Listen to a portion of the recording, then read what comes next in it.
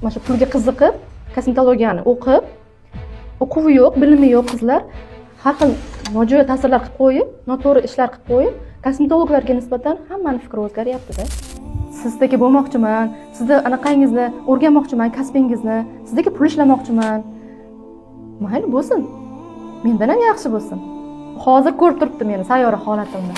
U hozir ko'rib turibdi, shunaqangi nima deydi, oq holatlarni kiyib, kulib mijozlarni kutib olayotgan holatimni hozir ko'ryapti. Orqasini bilmaydi-ku. Nima bo'lgan? Necha marta yiqilgan, necha marta turgan, necha marta parchalangan, necha marta to'plangan, ko'zini qorong'ilik qoplagan kunlarni bilmaydi-ku ular. Bilmaganligi uchun ular havas qilyapti, bilmaganligi uchun ular oson deb o'ylayaptimi?